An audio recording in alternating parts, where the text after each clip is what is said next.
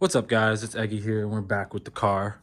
So, as you can tell, I jacked it up, and it's on jack stands right now, because I gotta get under the car, because tonight, we're going to be finished putting in the staging brake and shifter mount, which involves me going under the car, because the two front bolts have nuts that go in from underneath. And then, after that, I'm not really sure what I'm gonna do, but we'll figure it out as we go, because that's honestly what I'm doing. So, here we go. So it's super tight under here, and the bolts are right there, but it's hard for me to set up the camera and everything down here because the setup's so tall and there's not a lot of space down here. So I'm gonna put it up top, so you're not gonna see me tighten them up, but it is what it is.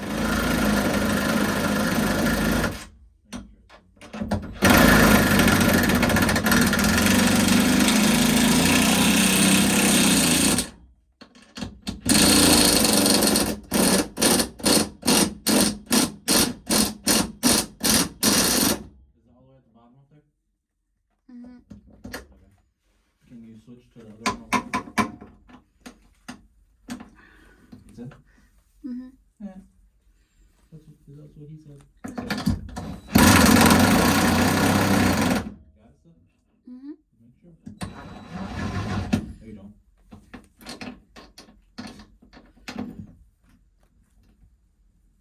Good? Mm-hmm. Spin. No, you're not. I got it. No, you're not. Or else it would be spinning.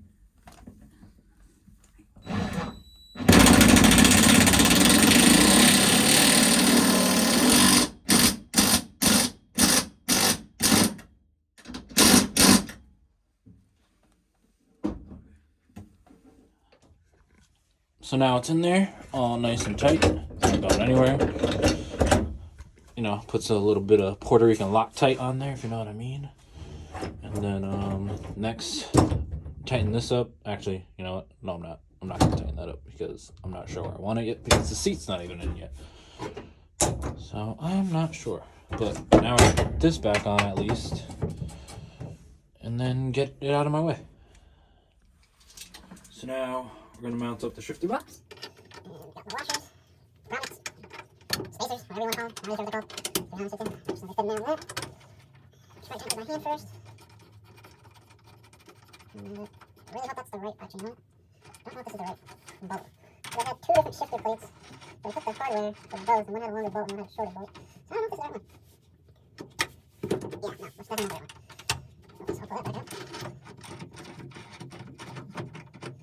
Yeah, no, it's definitely not the right one. Let's pull that back out. This is when I should bring the tools from home, because this is just straight hand tools over here for the most part. Very short.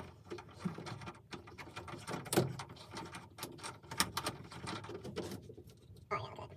Probably should have taken this later, just to make sure everything else lines up. And back in. This one in.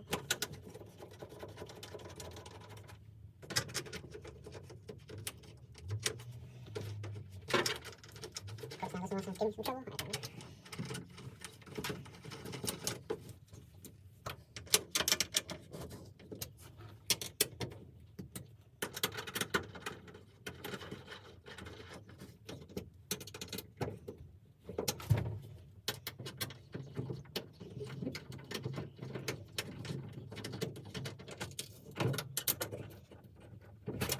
know. Now the shifter box is in. You know, unfortunately I have to cover up that beautiful KLM shifter box with this ugly, kind of dirty RSX shifter box, but it's okay. But yep. Next would be cutting a hole in the firewall for the shifter cables, but really shouldn't do that until the motor's in. And the motor is in here right now, so we're not gonna do that. What's up, guys? We're back 2 days later, even though I said I was going to record the next day. And it's like, I think 10 o'clock because I procrastinate. And as you can see, the front bumper is on the car. When I say it's on the car, I mean it's just kind of hanging there. And I tried to get it on the car as close as I could off camera. And not gonna lie, I got a little frustrated. Even though, you know, my friend told me it's not going to fit perfect. Fiberglass never fits perfect. All that went out all that went in one ear and out the other. So right now, this that's like not even close on this side. Like that's a good ½ inch maybe. And then on this side,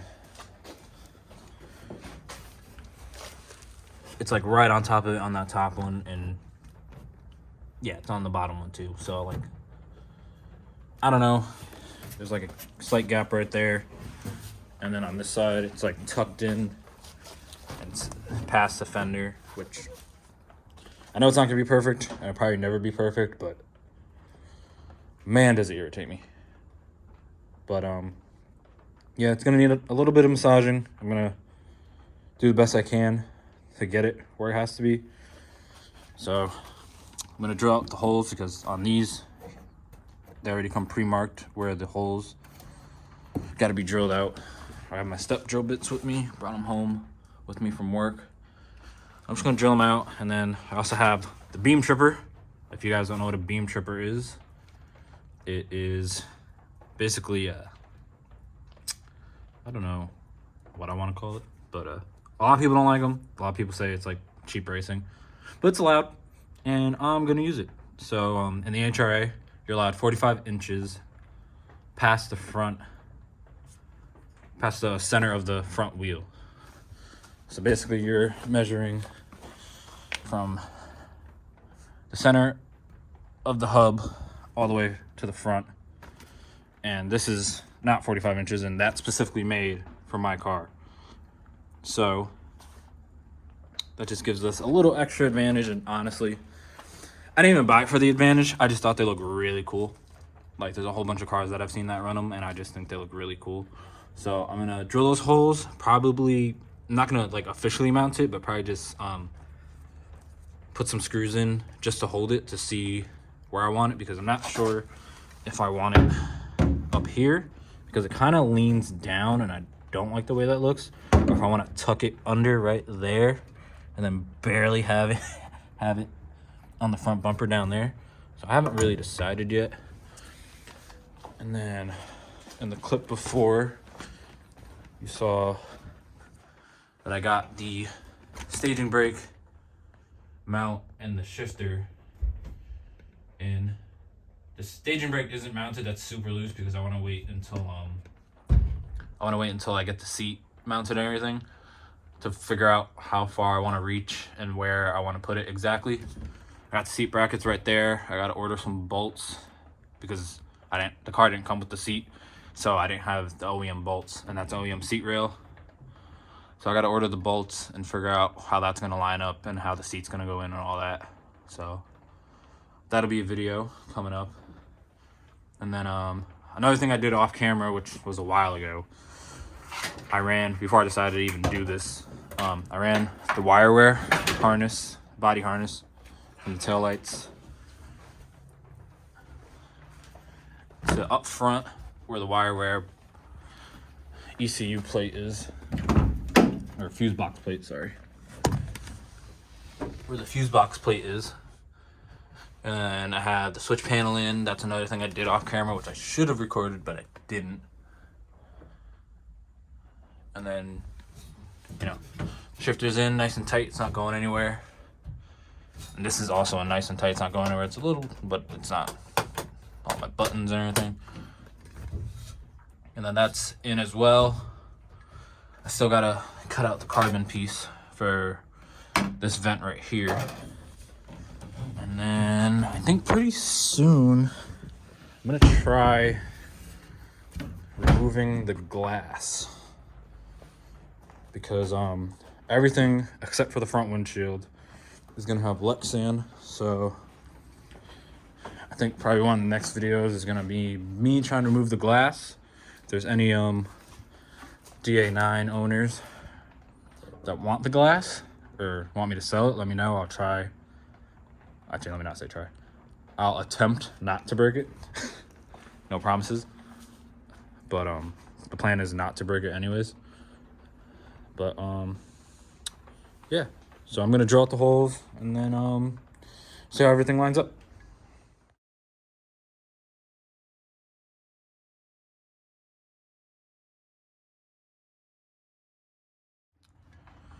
So I want to not mount, but just mock up the beam tripper. And my problem is this mean ass gap underneath this headlight, which is super frustrating.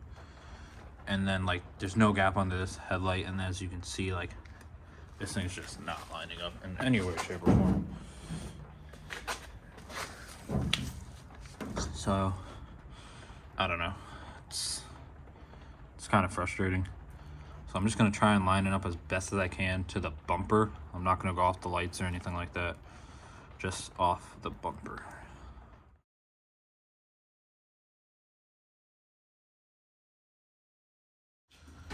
So I got it. I self-tapped it. I'm just gonna admit it. I self-tapped it in. And for not really measuring anything, it's pretty damn lined up.